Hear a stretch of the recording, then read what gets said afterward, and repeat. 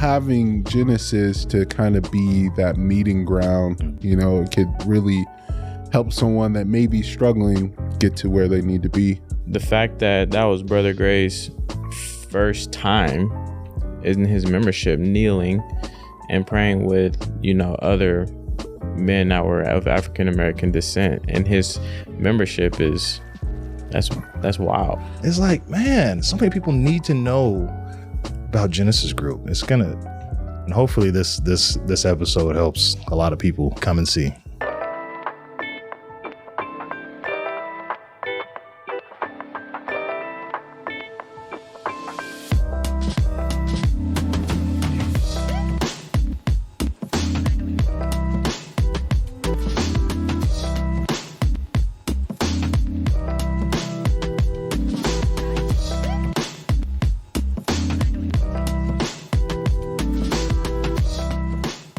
Welcome to Brothers in the Foyer, a podcast where we create a space of unity, understanding, and inspiration. Join us as we share stories of faith of representation and the transformative power of Christ in our lives. We love diving into topics that uplift and strengthen faith. I'm your host, Andrew, and I'm here with my brothers, Will and Isaiah. A huge shout out to our partner, first of all, Serve Clothing, serveclothing.com. Be sure to check out their incredible gear. They have gear for people in the office and on the mission field. Use our code FOYERFAM for a discount. So thanks for joining us, and let's get started. Today, we're diving into the legacy of Genesis Group, a powerful example of resilience, faith, and community within the Church of Jesus Christ of Latter-day Saints. Did you know that the Genesis Group was established in 1971 to support Black members during one of the most challenging times in modern church history? It's more than just a group. It's a symbol of inclusion and unity founded by Latter-day Saint faithful giants like Ruffin Bridgeforth, Darius Gray, and Eugene Orr. Under the guidance of the church leaders like Gordon B. Hinckley, Thomas S. Monson, and Boy K. Packer. In this episode, we'll explore the group's origins, its ongoing impact, and how its story can inspire us today. We'll also share some personal reflections and discuss what the Genesis Group teaches us about creating spaces of belonging and community. So just a little bit of a historical context, we'll kind of jump into that. Like, what were some of the circumstances that were going on in that time of day when Genesis Group got started? Like, what caused that to get created?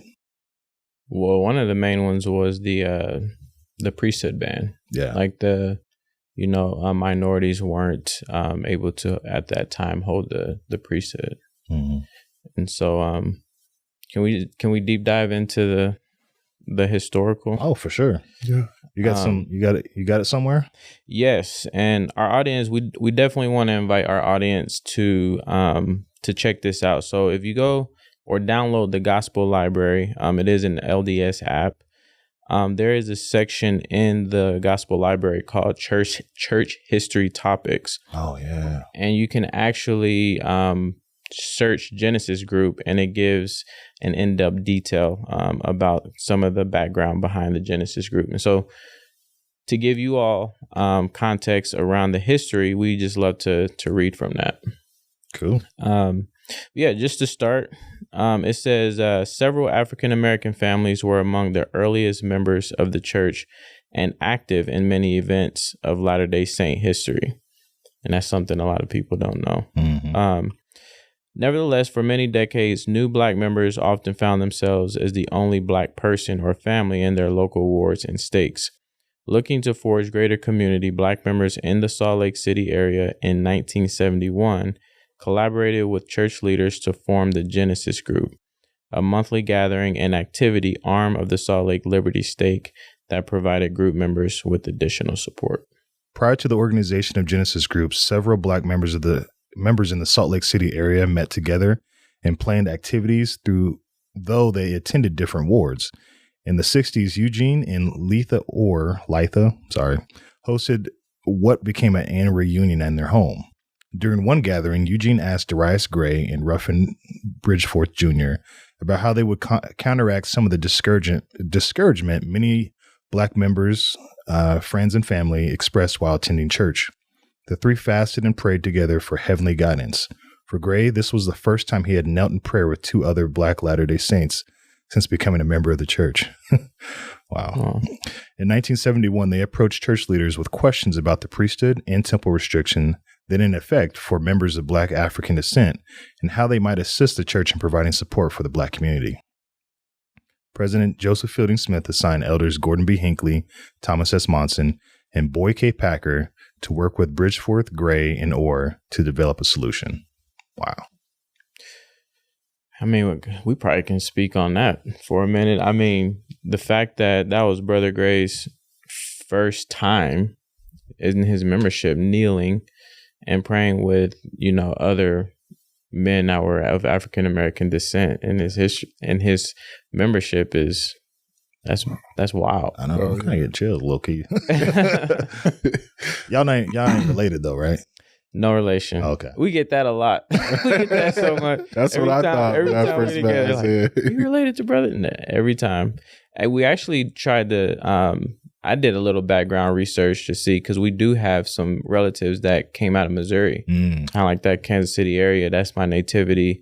And he has family there. So we were like, well, shoot, maybe there is there's got to be something, man. Some down the line, some relation there. But so far, you haven't came up on nothing.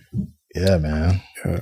And this came at a crazy time, too. I mean, civil rights movement was going on during that time period, and a lot of racial tension. And so for all this to come together at this time was really needed and inspired because of the support, that Black Latter-day Saints needed at that time period, for sure. So, right. I mean, think about it. You grew up in a Protestant church, Baptist most likely. That's a whole nother culture. Oh yeah. It's not even just a black and white thing. It's literally who you are. It's like part of the whole the black culture, heritage, and everything. And then you have to now go from clapping and swaying to now folding your arms and sitting in a pew. Yeah. That's got to be a huge transition. And then on top of that, you're now in a state where you're a super minority. You already were a minority. Now it's even less. Yeah. And you need some place where people can be able to feel like, hey, you understand me. You understand where I come from. You understand where I've been through. Help me make this transition into being a member of the church. And so, yeah, I definitely feel like that's needed. And I feel like it's still needed today. Oh, yeah. Yeah. I feel like that's going to be a key word for us today is support. Yeah. Because I feel like that's what it's all about, is just being able to have other individuals around you that can support you and be able to relate to experiences that you have as a African American member of the church. And then, like you said, coming out of, a certain type of worship, that you're used to for so long, to where it's a lot more reverent in a reverent situation. That's a whole lifestyle change when it comes to your faith and just how you view faith, which I mean, definitely. The thing about our church too is that our church is super different. Not even just like white church versus black church, but just our church is just the culture wise, everything is so different. We have a really elevated, the way that we speak, the words that we use, definitions of certain things are way different than how other people interpret it. And yeah, it's just, everything is very, very different. And so, I mean, that had to be like night and day coming in here. Yeah. Oh yeah. Yeah. So yeah, that's facts. I was even thinking about like just something as simple as being asked to give a talk, that would never happen unless you maybe a deacon in the church, but you did 7 years of seminary or something. You've never, or even fast the testimony meeting, bro. Could you imagine that happening in a Baptist church or something? or even just saying a prayer. Yeah. Saying a prayer in front of the whole church. Yeah. Like that was something I knew people who would like legit write it out. It was like it was nerve-wracking for them. I'm like, and for us now it's just like it's an everyday thing. Yeah. And we pretty much, the church is like one of probably produces some of the best public speakers naturally. We do it on a daily basis, weekly, and then some of those who serve a mission do it every single day for 2 years. And so it's very, very unique, very peculiar, as they say. Yeah. I give a lot of props to the church for that, because public speaking I feel like speaking in general is a huge weakness of mine.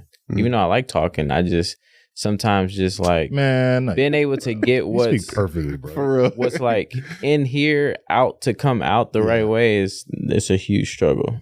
But that's me. I have brain farts. I want to speak, but then I'm like, it just cuts off like right when it's about to come out. I'm like, yeah, stupid thought, bro.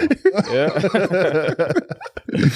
Yeah. Oh, okay. So honestly, so we know that like Bridgeforth, Darius Gray, and Brother Orr, they felt the need for the group.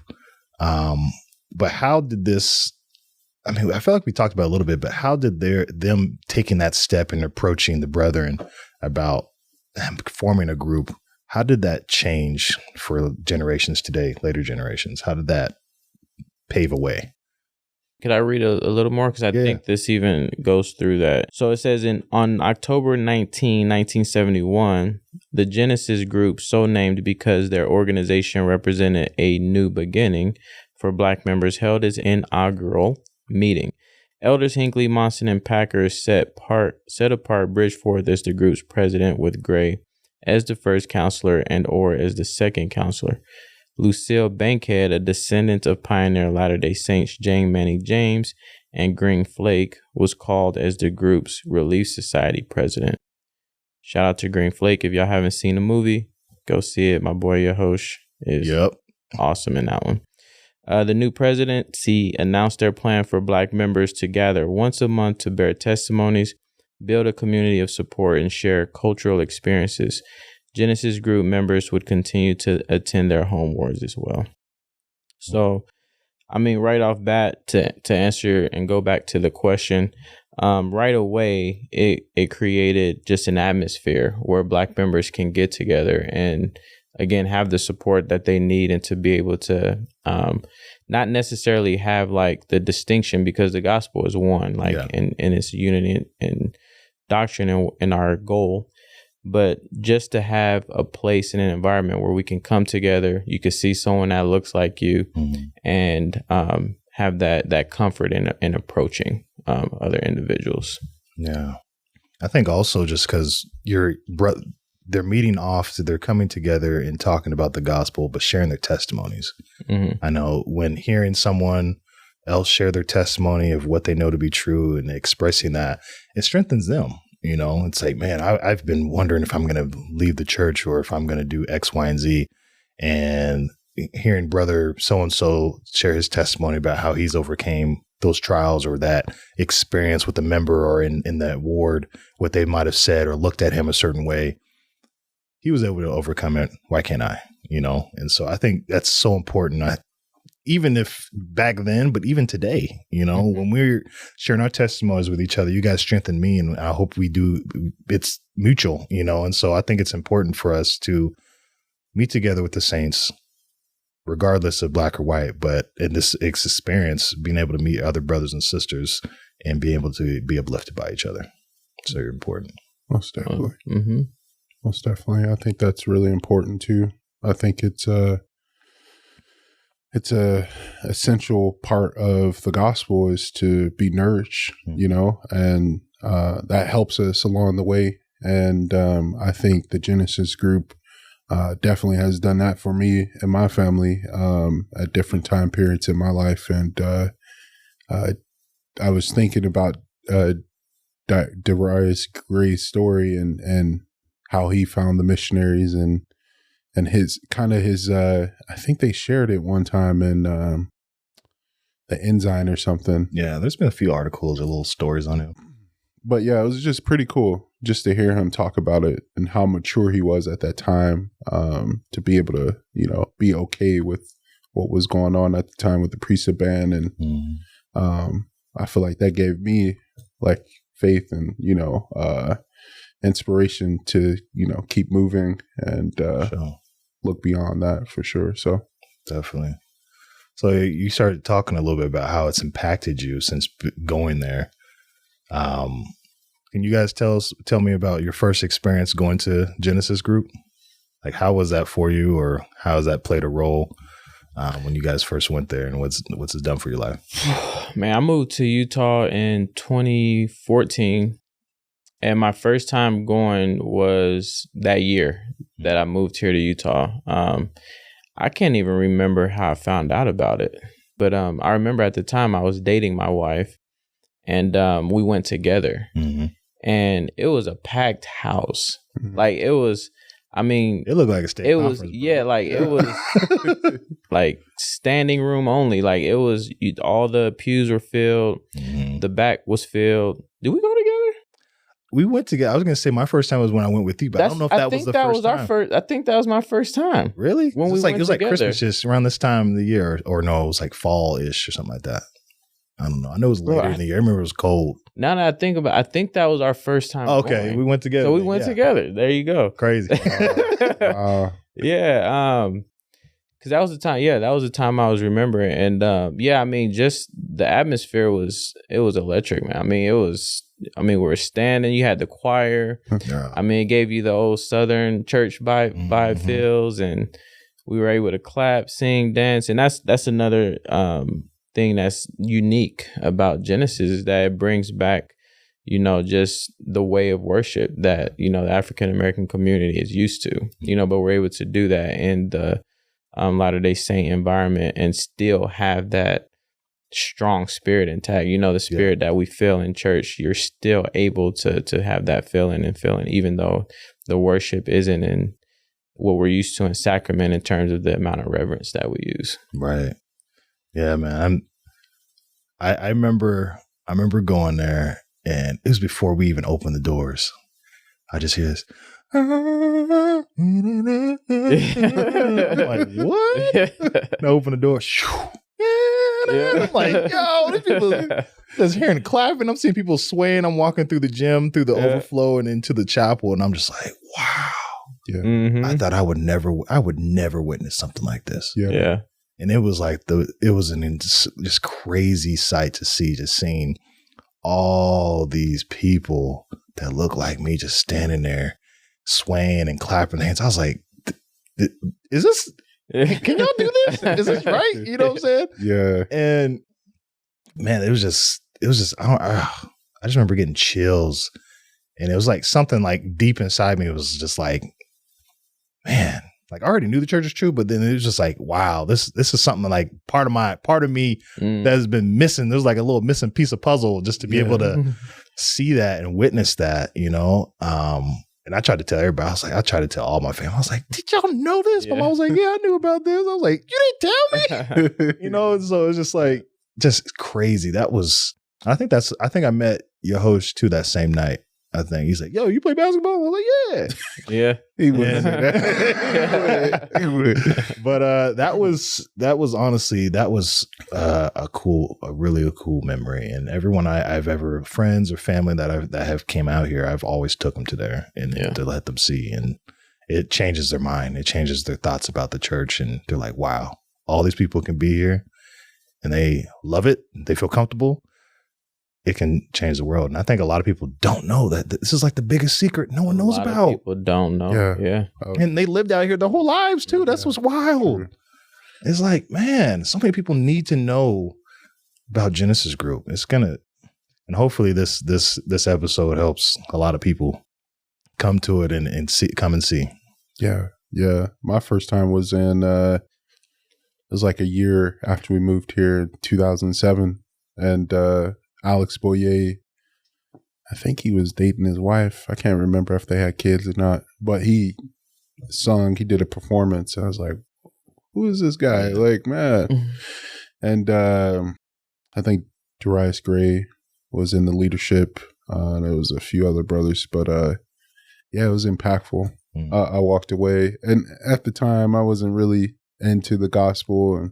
And so it was really impactful to see, people that looked just like you that were worshiping. And it definitely it took me back to the Baptist church days and just the way we worshiped there. So it was a really, I guess, great introduction for me to get back into the gospel. So definitely planted the seed, huh? Yeah.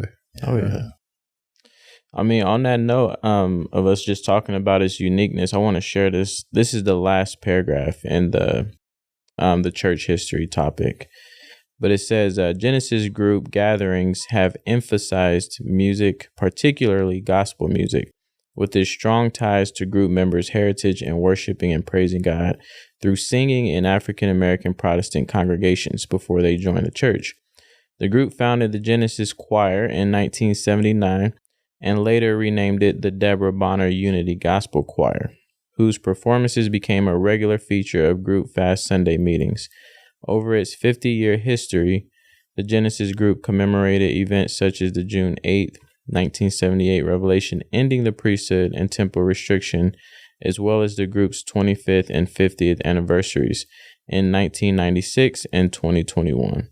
Since its organization, the Genesis group has retained formal sanction from the church as a multi-stake activity group and remains committed to its purpose of fellowshipping Black Latter-day Saints. Boom. Mic drop. Yeah, that's big. Yeah, I mean, there's a lot of points of Genesis group.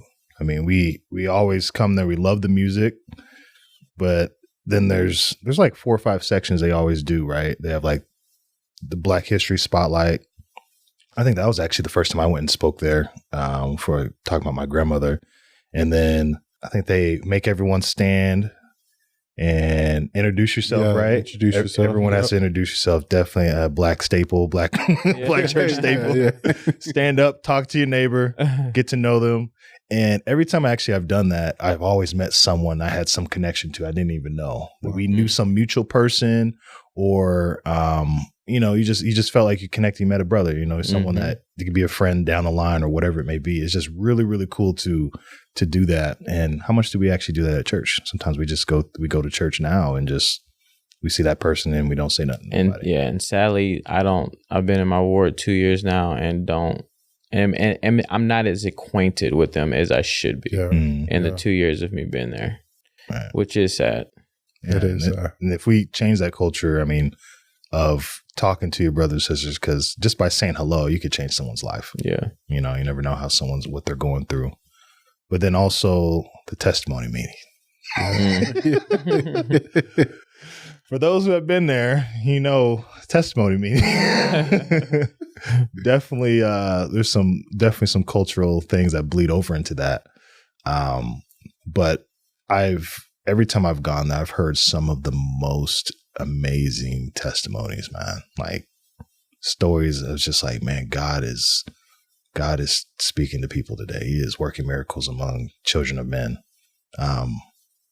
That's probably one of the biggest highlights, other than the music, is just hearing the testimonies, just hearing someone just talk about how much the Lord has provided and brought them all the way to here from there. And it's just been so inspirational, As great as Genesis is, as we've been talking about it and learning about why it's formulated, I've had conversations that it's not like a negative connotation towards Genesis, but it's more of like a question of like, well, why, even though we've talked about like why Genesis started, why is it needed? Like, if we're all supposed to be in the gospel, unified, why do we need this separate, meeting place just for a specific class of people or group of people? Right.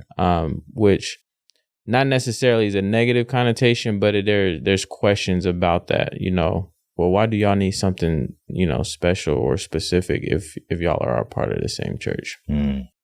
Can we speak on that a little bit in terms of like how we would handle someone that has that type of thought, in terms of why do we need to be separating ourselves from, and I don't see it as separating, but I've had this conversation with someone close to me. It's usually, I feel like that's usually every time there's something that's a little bit more magnified or that stands out a little bit more, people have to always ask why, or why is that? Why do y'all get special treatment, or why is that given? But I feel like the church has been having these certain things with these cultures that are uniquely different than the majority of the church. I mean, we have the Tongan wards, we have Vietnamese wards, the Spanish ward, these places where people and their cultures can be able to grow and meet, but it doesn't mean that you can't come just because you ain't, But I feel like it's it's definitely helping people who are outside of the church come in, or those who have struggled with the church or have preconceived notions about the church. It actually helps lower a lot of guards and a lot of walls, in my opinion. Sure. I think I used to have those feelings for sure. I'm guilty. I think as a youth, it really helped me. It impacted me. Some of the brothers that were in the youth program that would give me advice, just growing up in a single parent household, that aspect was missing in my family, a father figure. And so having some of those leaders kind of coach me or, point me in the right direction was really impactful. And then it got to a point when I got older where I didn't really see the need to go to Genesis. But now I look at it like what we're doing right now, like our main purpose with the podcast is to bring people into the chapel. And sometimes it takes a little bit of time, takes work. And so I look at Genesis now as that transitional space, to welcome people in and help them get to where they need to be. And I think now, looking back at it, it's definitely needed, so people could see, because we're all on different paths in life, and sometimes it's really hard. I saw my mother, who was a devout Baptist, struggle with this, coming to a church where, everything's completely different, from the hymns to the way the meetings operate, 3 or 4, different classrooms that you have to go to. And so 3 hours. Yeah. Yeah. Bro. So, having Genesis to kind of be that meeting ground, it could be really life-changing. It could really help someone that may be struggling get to where they need to be. So, bro, revelatory experience. I literally, as hearing both of you talk, just had rush of thoughts come to me. Like, definitely people that are struggling can receive or be in an environment where they can get comfort that they're looking for, right? Especially being in a place where we're minorities, and then sitting in a congregation where you're like the only one there.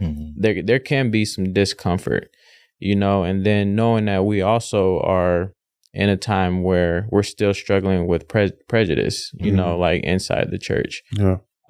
So I see it 2 ways: a place where someone can go, be comforted and receive the support and be around others that look like them, and still be able to be in that space to learn the gospel in a comforted space. And then 2, bridging gaps, like you mentioned. Like we have these, Andrew mentioned, like the different wards. We have the, a ward for people of the same culture, throughout the church. And we're free to go to those wards if we want to see how they worship, to see what they're, to get to know more about them and their culture. And the gospel is all about unity. And Genesis, I see it as just a space for African Americans. So allow our, Caucasian brothers and sisters to come, see how we worship, to know more about us. We see how they worship. We're because in that congregation that we're in, because usually we're the minority, right? Yeah. And it can be the same, just crisscrossing. We're learning about each other's backgrounds, differences, bridging gaps between the misunderstandings or lack of understanding that we have with each other, but also at the same time becoming one in the gospel. Right. Most definitely. Dude, I mean, the thought that comes to my mind is that when you go there, it's been, for me, I've been able to take family, my wife's family, and for them to be able to see this, they'll probably never ever step in a black church. I'm going to tell you that right now. But for them to go into this place, the same church, it's the same church all over the world, right? But they are seeing people clap. They're hearing gospel music. They're seeing black men on the stand. They're seeing all this whole thing that they don't see in this bubble here in Utah. Mm-hmm. It actually opened their eyes and to be like, wow, I never thought about listening to gospel music. Yeah. Yeah. they listen to gospel music. They have songs they love now because they heard them at Genesis, you know, and it just opened their eyes up to a whole different culture and to learn, and it just helps lower preconceived notions about people, you know, and it just helps people so much. And I think, as you were saying before, that helps. That's kind of like what we're trying to do with our podcast. It is just say, hey, you can be a member of the Church of Jesus Christ and be of Latter-day Saints and be black. Yeah. You know, you can live in Utah and be black. You can, there's a lot of things that a lot of people think about what it is to be out here, but it's not really what it is, you know, until you walk through those doors, until you sit down in the pew and listen to people and talk and get to meet them. Yeah. You know, man, it's so awesome. I see an extension of his Heavenly Father's love, like, cause he knew we were going to be down here and he knew all of our distinctiveness, our differences, and that we weren't just going to get along the way we ought to. So he creates a space where we can be together with people like us, but at the same time, we can foster unity amongst each other, whether on a group or individual basis, by allowing us to traverse those paths, you know, with each other. Let's go see what the Tongans, how they get together, the Polynesians.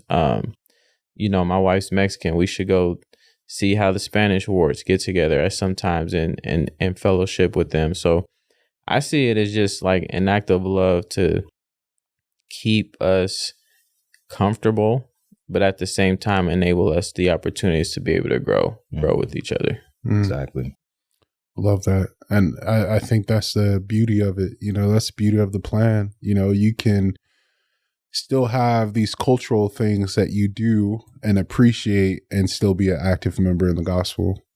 I think that's something I struggled with a long time with this, but on my mission, I developed an understanding of like, oh, I can still be Will and leave behind some things that are against God, but I can still, you know, be a faithful member and still like gospel music, or, you know, I can still be a faithful member and still like this and that, you know, things that relate to my culture and stuff. So, yeah.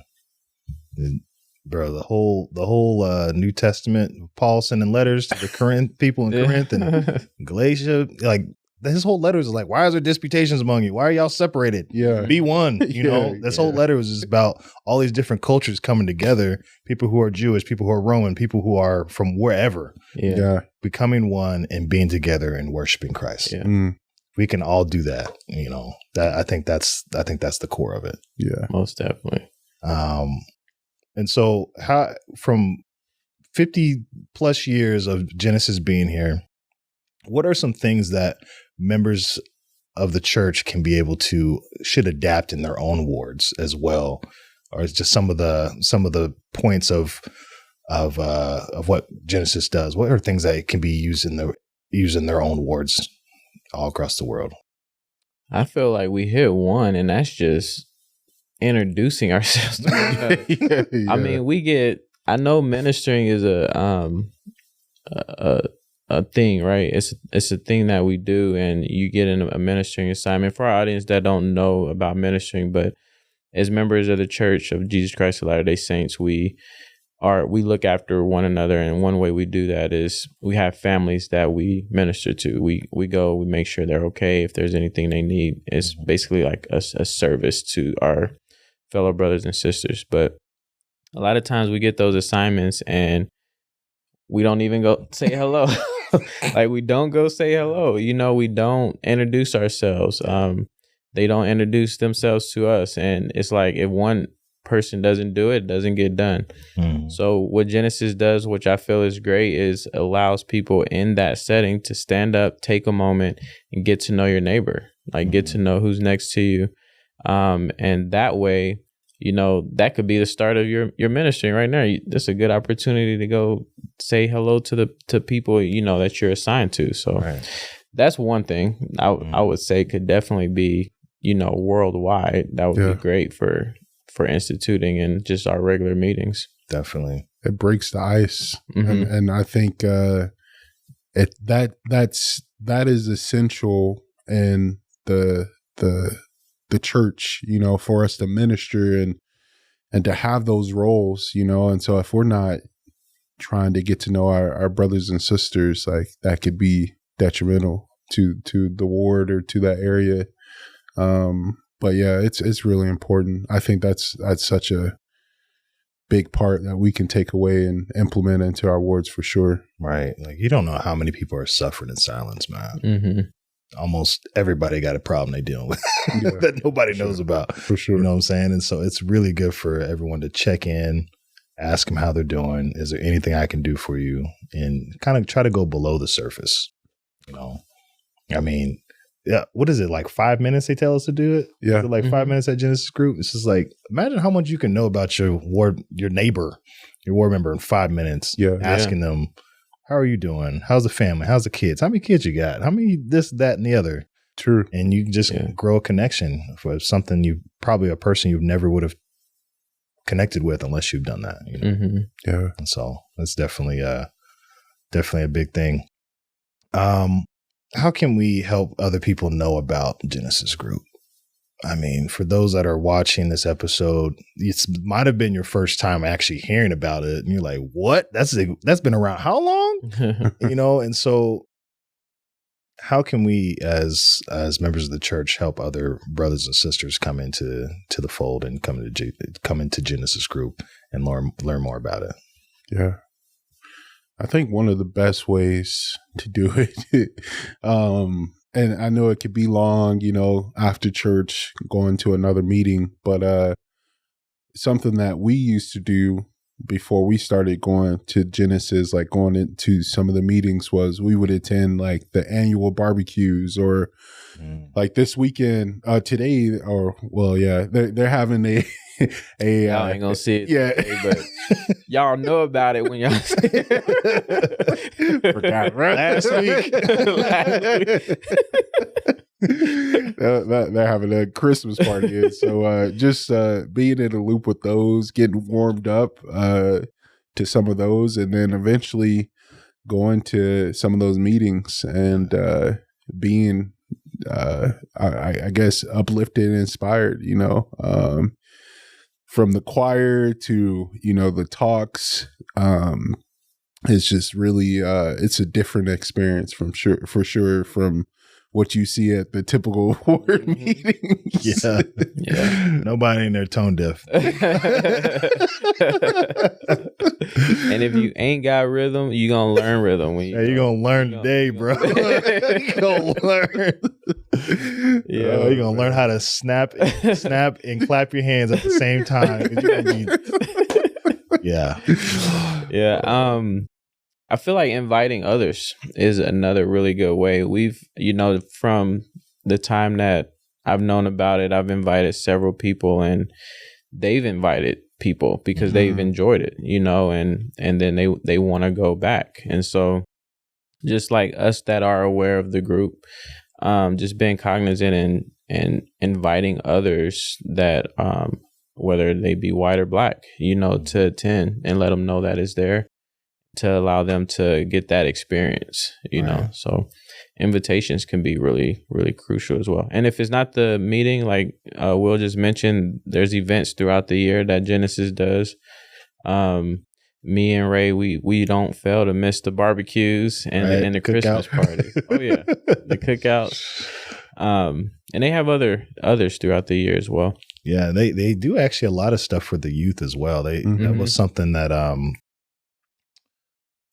President Reed, second counselor in the presidency of Genesis, he said that they're trying to do a lot more outreach to the youth by having just little events and stuff like that, where either it's a dance party, you know, that one's probably lit. Oh yeah. But when you also go to Genesis, there's also places for the kids. They have a little primary for the kids to be together. So you'll see a bunch of little kids who can be with other little black kids, or kids who just haven't been exposed to other black people. To be a great opportunity for them to meet some other kids and get to know them. And it's just such a great opportunity they have that they've created. But I felt like at Genesis, it's like that's kind of that gateway between, you know, being outside the church and coming into the church, you know, like kind of what we're trying to do with Brothers in the Foyer. But it's like you can't sit in the foyer at Genesis because you're gonna want to peek in and say, what is that going on in there? You know? And so I think, the events, as you were saying, are definitely great ways to at least ease in if you don't want to actually walk inside the chapel and sit in there. But going to those events, just getting to know some people and build some relationships and hopefully see them that first Sunday of every month, you know. Genesis group as such is probably one of the greatest things that's ever happened. I think, am I wrong? Or do they have try to make some other chapters in other states? They try to make another Genesis group? I thought I heard something about that. I wish they would. I'm not sure. I mean, I heard one in Oakland or something like that, or somewhere around there. I don't know. But they try to start one in Texas too. But I don't know if it's grown or is as big as the one out here. Probably not. But no, I don't know. But yeah, they could start something out there in every state. That'd be pretty cool. Be dope. Yeah. It is. It's definitely needed.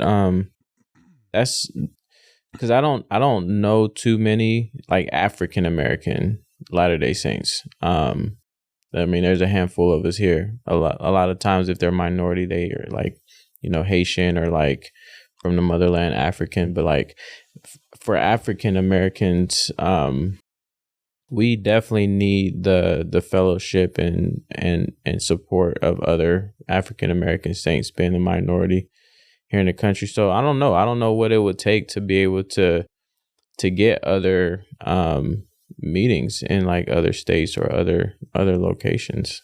That's something we could talk with the presidency about. I know Atlanta would be a great spot for that. Yeah. I mean, they have there's a huge they have to.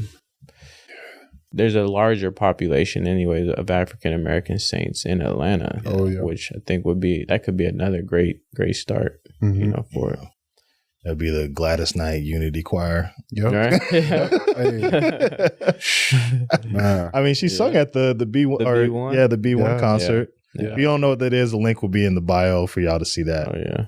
Actually, we got some TV time too. We did. It was on the 5th row. They had the camera. But it was. I think that's such a great opportunity, guys, for us to just talk about and give some light to Genesis. I think we're hoping to get some more people who have been at Genesis all their life, and some people that are kind of in the administration side of from the presidency, or some of those who sing in the choir. If we can get some of those people on, I think that'd be really cool for you guys, just to get an inside scoop of what goes on behind the scenes, how they prepare for that. I mean, one of our own brothers is sang at Genesis group multiple times, Crispin. Oh yeah. Yeah. It's amazing, man. It's just, they bring the spirit so much. Yeah. They call it the Deborah Bonner Unity Gospel Choir because I don't think, is everyone a member of the church, or is it some people that are, you know what? I don't, a few other and churches. They changed the name, actually. Yeah. Really? Because ain't it the B1 choir now? Ooh. Or did they change it to the, because I thought they changed the name to the B1 choir. It might be. It might be. I don't know. I know they use that name for the actual concert, the whole devotional thing for the B1 event. But it's just so cool just to meet so many people, and you hear some voices like you think everybody in that choir can sing, man, like soul for real. There was there was this white girl who sang, and I was not expecting her voice to sound like that, bro. Yeah. She's like, just doing all the runs and everything. I was like, wow. Caught me off guard. Yeah. And it's just amazing to see everyone's gift, for them to magnify it in that choir and just to sing praises to the Lord. It's just amazing. I do want to highlight President Hughes' initiative with Genesis. Oh, yeah. Because Genesis actually has a goal. It's a place of support for the African American community, but there's an actual initiative or mission, that they have in connection with the church's mission. And so I would like to share what he posted most recently on his Facebook page. So President Ronnell Hugh is the president of the Genesis group. They have a presidency, just like, I guess you can say they're like the bishopric. Yeah. So he posted this like a day ago, but I believe it was from last year, but he just reposted so we can know their mission. But It says, over the last year, I've been fortunate to connect with and learn from many people in the Black community, including adoptive parents, friends of the community, and those who come to our devotionals and activities, because they are environments where all are welcomed. I've learned that our Black sisters and brothers in the Utah area are faithful followers of and believers of Jesus Christ, in spite of experiencing racism, prejudice, and discrimination in their wards, states, and communities. With the sustaining support from the Utah area presidency received in April of 2024, we are focused on a 3-4 implementation of our purpose. And that's build and strengthen the individual, build and strengthen the Genesis group, and improve and strengthen our wards, states, and communities. The final item is critical because we must create an inviting and uplifting community where Black members feel spiritually, emotionally, mentally, socially, and physically safe. I can tell you after a year, many do not feel safe in Utah. If you want to learn more about what we are doing and the messages we provide to the Black community, and he posted links where the Genesis group can be followed. But I feel like that's crucial because it's in line with obviously becoming more like Christ, building ourselves as individuals, as well as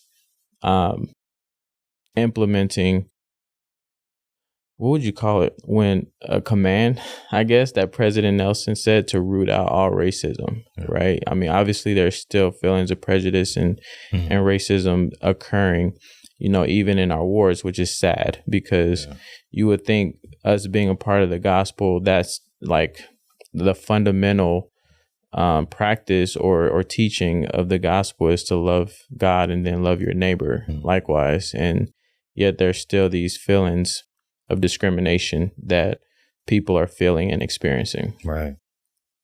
Yeah, I think it's key for us to use this as an opportunity, or for people when they go there to learn and be educated, as well as being able to change those thoughts processes that go in your mind. You know, that's something that every ward needs, every person on this earth honestly needs, man, is to become more like Christ and to see people as who they are, sons and daughters of God. And I think if we learn to be around other people that aren't like us, or to be in a place that we're not fully comfortable, I think that's where the growth happens, and that's where the understanding increases. Yeah, most definitely. Genesis ward is that's what heaven's gonna look like, man. It's all different colors, all different backgrounds. Like that's the Heavenly Father's plan. You know, it's not just for one group of people. It's for all of God's children. And I think Genesis is doing a great job of doing that. The presidency today, they welcome that. So definitely. Yeah. Thank you guys so much for being here and watching our episode about the Genesis group. Before we wrap up today, we'd love for you to help spreading the word. Please like, comment, and subscribe to the channel. And don't forget to hit that notification bell so you'll be the first to know when we drop new episodes. Thank you guys so much for being here, and we'll see you guys in the foyer.